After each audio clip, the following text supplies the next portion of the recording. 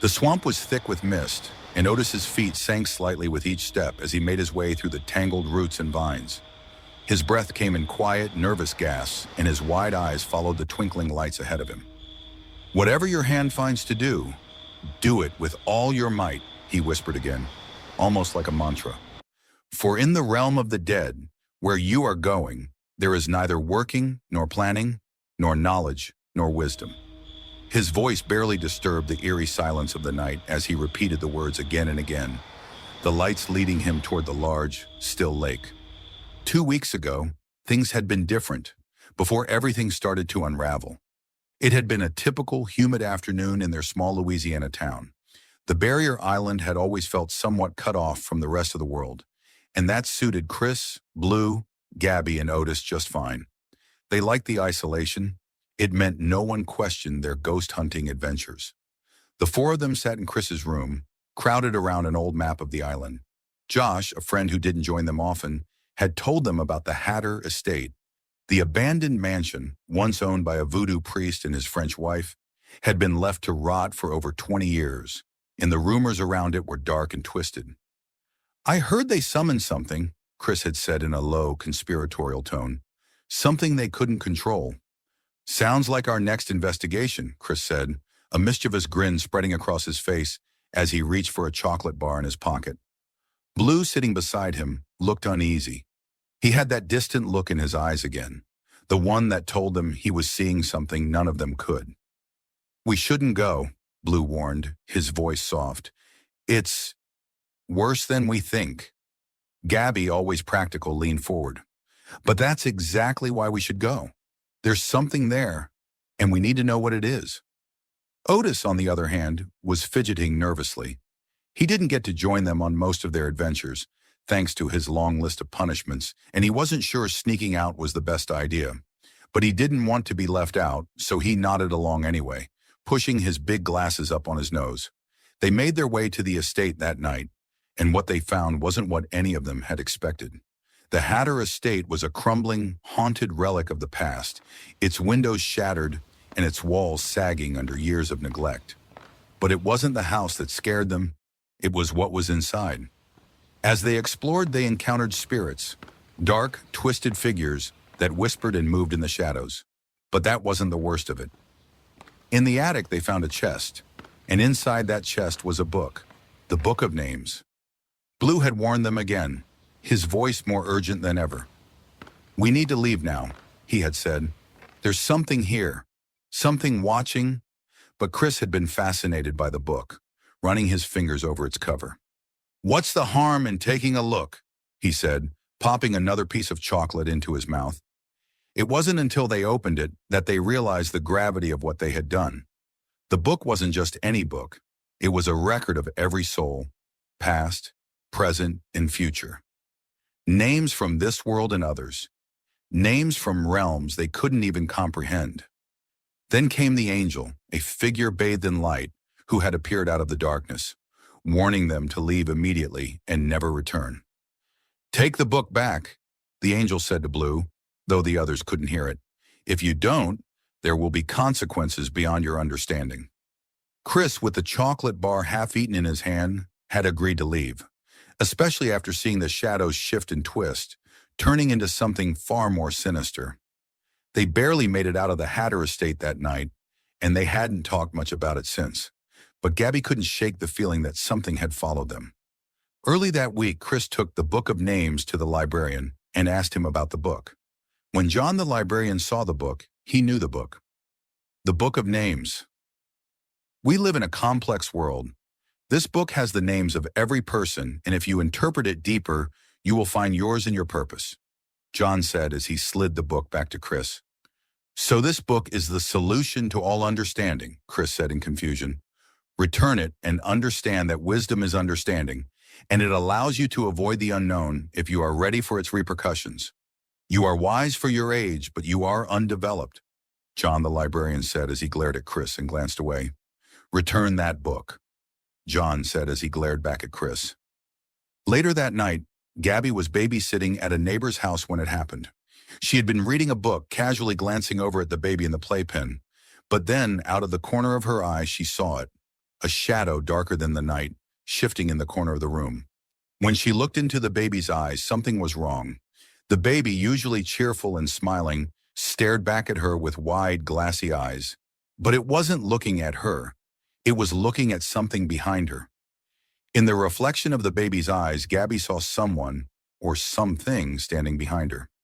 The next day, she gathered Chris, Blue, and Otis. "We need to go back," she said, her voice tense. "We have to return the book of names." Blue shifted uncomfortably, clearly nervous. "Chris," he said quietly, "you took the book." Chris hesitated, glancing toward his backpack where the book was still hidden. "Yeah, I did, but maybe we can just—" "No." Gabby cut him off. "We need to take it back. It's not ours. And whatever we brought with us, it's still here." Otis was already fidgeting nervously. "I'm still on punishment, guys," he muttered, pulling at his oversized pants. "But I guess if something happens to me, tell my sister I'm sorry for, the whole hacking thing." "You don't have to come," Chris said, standing up and gripping Otis's shoulder. "We can handle this." Otis shook his head, adjusting his glasses. "No, I'll come. I owe this to you guys. You're the only friends I have." And so they set off, back to the Hatter estate, with the book of names in Chris's backpack and dread filling their hearts.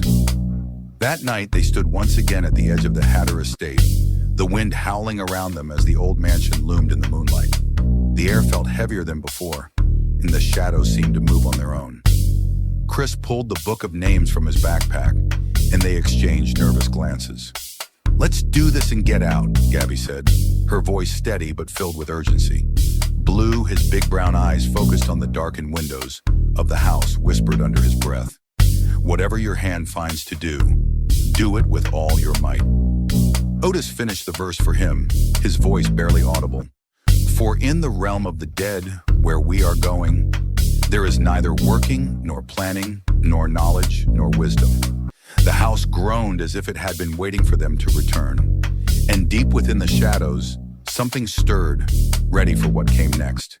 The air around them thickened with a sense of dread as Otis followed the shimmering trail of starlight. His words, spoken in an eerie monotone, echoed across the overgrown grounds of the Hatter plantation. Chris, Gabby, and Blue exchanged worried glances, unsure of how to stop him. They watched as Otis continued muttering that ominous phrase over and over. "Otis, snap out of it," Chris called, but his voice seemed distant, as though the space around them had warped. Blue, ever so quiet and cautious about his abilities, closed his eyes for a moment. He could feel it. There was a presence beyond the stars, something ancient, something dangerous. The twinkling lights that Otis followed weren't innocent. They were guiding him towards something darker, something they weren't ready to face. "Blue, do something," Gabby urged, grabbing his arm. "He's walking straight into a trap." Blue opened his eyes, their usual calm tinged with uncertainty. "I don't know if I should. It's risky." His voice trailed off as he felt the weight of his abilities pressing down on him. Chris, determined to protect Otis, ran ahead, blocking his path. "You're not going anywhere, Otis." But Otis, entranced, kept walking, forcing Chris to stumble back. The wind whipped around them violently, and the stars in the sky seemed to pulse in rhythm with Otis's steps. Gabby, frantic, looked up and then to the dark, looming lake ahead. "He's going to drown, Chris. We have to do something now." Suddenly, John the librarian's words echoed in Chris's mind.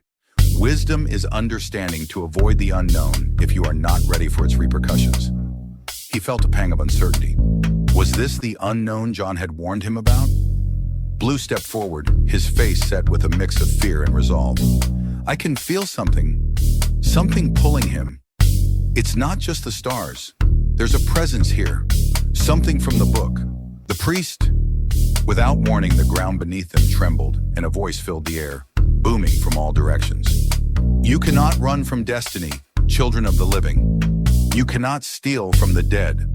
As they stood, the sound of the voice vibrated through their spines. Suddenly, something stirred in the darkness. The figure of the high priest, long dead, but still powerful, materialized before them, his hollow eyes fixed on the book. "You should not have taken what was not yours," he hissed, his voice ancient and cruel. "Now, you will become part of it."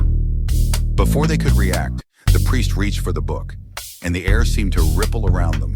The shadows closed in, and it felt like they were being pulled toward the book, like their names were being written into it, trapping them forever. But then, out of nowhere, the old librarian from town appeared, wielding a bundle of roots in one hand and chanting in a language none of them understood. The roots glowed, and the shadows recoiled, screeching in pain. The stars above them twinkled brighter, and the shimmering lights that guided Otis suddenly shot up into the sky, forming a blinding constellation overhead. With one swift motion, the librarian thrust the roots toward the book, breaking the priest's hold. "Go," he said, his voice firm but kind. "Take nothing from this place. Leave and do not return." They didn't need to be told twice. As they fled the Hatter estate, the house seemed to sigh, the shadows retreating, but they knew this wasn't the end. The Book of Names held secrets beyond their understanding, and they weren't sure what else had been set in motion. All they knew was that this story was far from over.